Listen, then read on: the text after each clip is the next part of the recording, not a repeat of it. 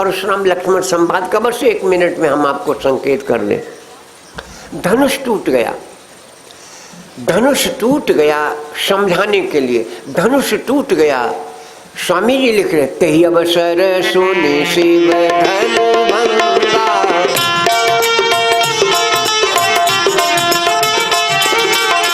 तेहि अवसर सुनि शिव धनु भंगा, आए भ्रगुकुल कमल पतंगा। तेहि अवसर सुनि शिव धनु भंगा, आए भ्रगुकुल कमल पतंगा। तेहि अवसर सुनि शिव धनु भंगा, आए भ्रगुकुल कमल पतंगा। के नाम के आगे भी लिखा आए भृगुकुल कमल पतंगा, और वहां भी लिखा है कि कौतुक देख पतंग भुलाना।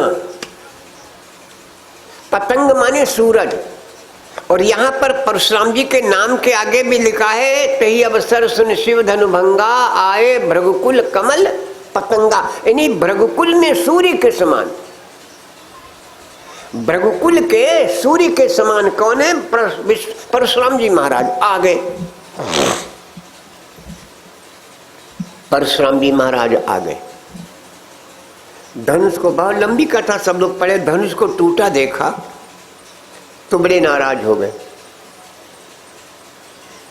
राम जी, और कहा ये कौजड़ जनक धनुष के तोड़ा, सो बिलगाओ बिहाय समाजा, न तुम्हारे जय हैं सब राजा। राजा लोगों ने हवा खराब कि दादा टूटो नहीं तो मारे जी हैं, टूट जाते तो का हो, तो सबकी हवा खराब। जैसे उन्होंने कहा न तुम्हारे जी हैं सब राजा, उसको अलग करो नहीं सब राजा मारे जाएंगे। तब तक भगवान खड़े हुए, सबका है मारे जाए, हम है मारे जाए।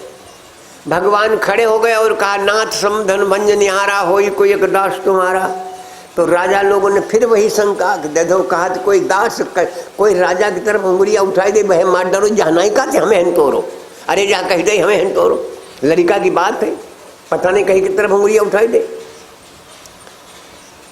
परशुराम जी महाराज ने कहा, राम जी ने स्वीकार कर लिया। लक्ष्मण जी खड़े हो गए, और लक्ष्मण जी का परशुराम जी का बहुत संवाद हुआ, आप लोग सब पढ़े हो। लेकिन हमें 2 बातें बताना है। परशुराम जी बार बार फरसा चलाते, लक्ष्मण के मार डरी काट डरी मार डरी काट डरी। तो लक्ष्मण जी ने, देखो क्रोध में शक्ति क्षीण होती है, याद रखना, क्रोध में हमारी शक्ति कमजोर पड़। तो लक्ष्मण जी परशुराम जी को क्रोधी कर रहे हैं जिससे इनकी शक्ति कम पड़े। शेषा बतानी कोई ऐसे वैसे तो है नहीं, ऐसा शब्द बोलते हैं लक्ष्मण जिसमें परशुराम का क्रोध बढ़े और क्रोध में शक्ति। और मैं तो निवेदन कर देता हूँ, शास्त्र भी कहता है और महापुरुषों ने भी कहा है, सभी भाई बहनों क्रोध कर रहे हो करते रहो, लेकिन 6 जगह कतई कभी क्रोध मत करना। ये 6 जगह ऐसी हैं, कभी क्रोध मत करना। हर जगह बता देता हूँ कहाँ कहाँ।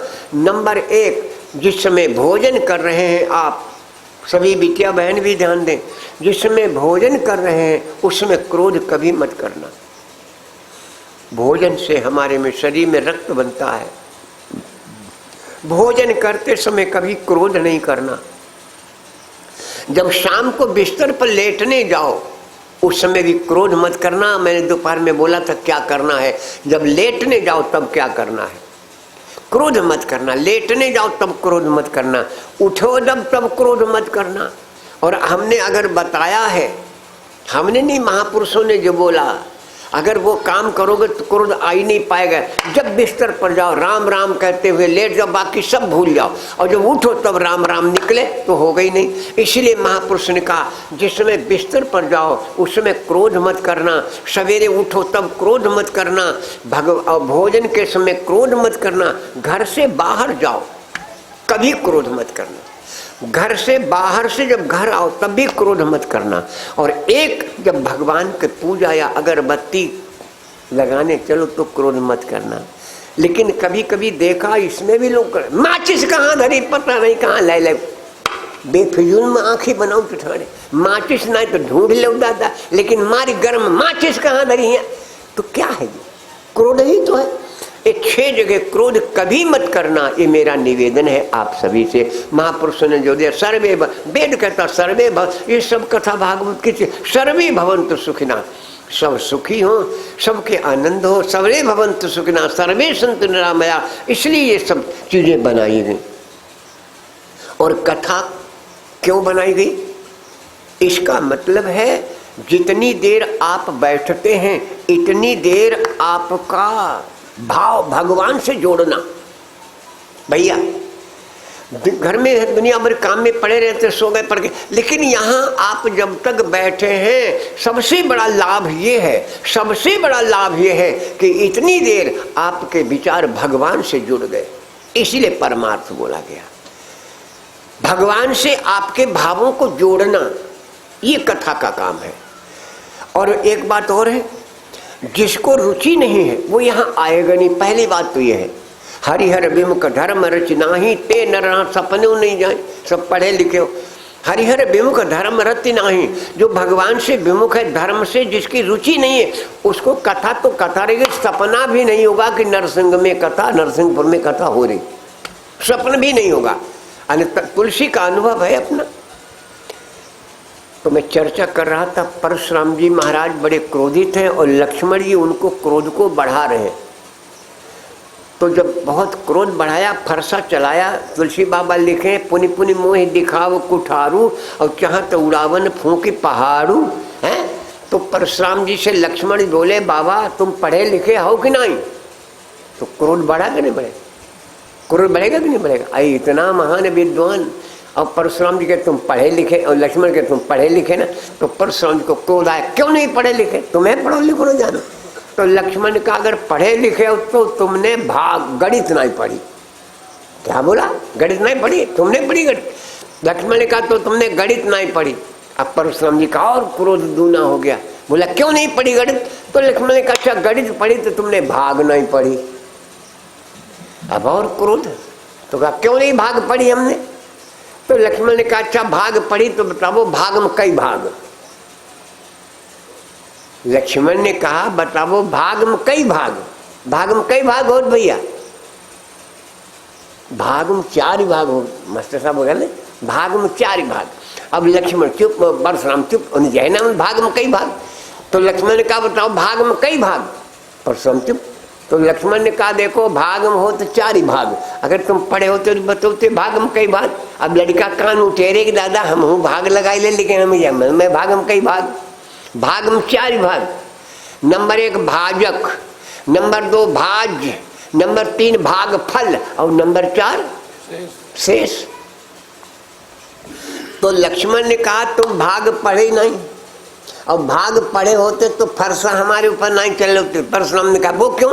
बोले जब भाग का शेष नहीं कटता है, जब भाग का शेष नहीं कटता तो जो पाताल को शेष कैसे कट जाएगी? लक्ष्मण जी शेषावतारी है ना, कि जब भाग का शेष नहीं कटता है तो पाताल का शेष कैसे कटेगा? परशुराम जी चौंके, परशुराम जी चौंके। लक्ष्मण पर से फरसा हटाया, राम की तरफ घुमाया, अरे का तो हो कटे बेवकूफ, जब शेष नहीं कटे जो अखंड है वो क्या खंड कैसे हुई? तुम क्या खंड करना चाहत? भगवान तो अखंड है, हैं? तुम उसके खंड करना चाहत? तब परशुराम जी ने कहा अच्छा राम रमापति कर धन लेहू, खैचो मिटे मोर संदेहू, लो हमारा धनुष चढ़ा दो। बहुत प्यारी कथा है, मेरा धनुष चढ़ा दो। तो जैसे ही परशुराम जी ने धनुष दिया तो देत चाप आप ही चले गए। परशुराम जी फरसा चला रहे थे, वो फरसा नहीं चल रहा था। क्यों? परशुराम जी हाथ चलता हमारा आपका।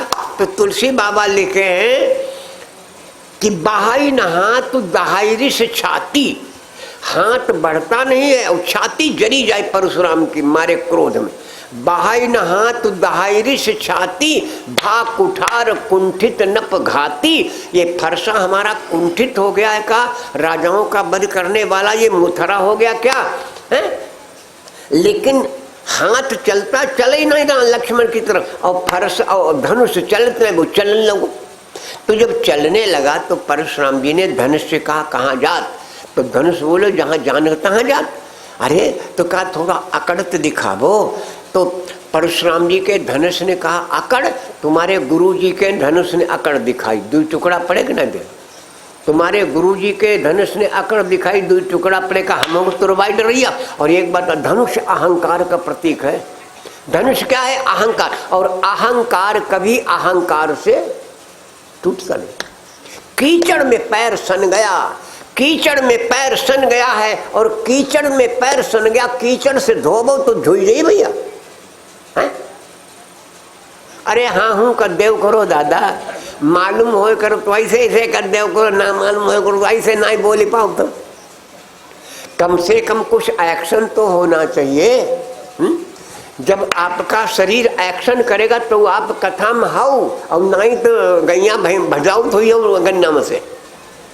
क्या समझे? अगर आपका शरीर एक्शन करता तो आप कथा में है, अन्यथा कहीं दूसरी जगह बैठे। इससे शरीर का एक्शन होना चाहिए।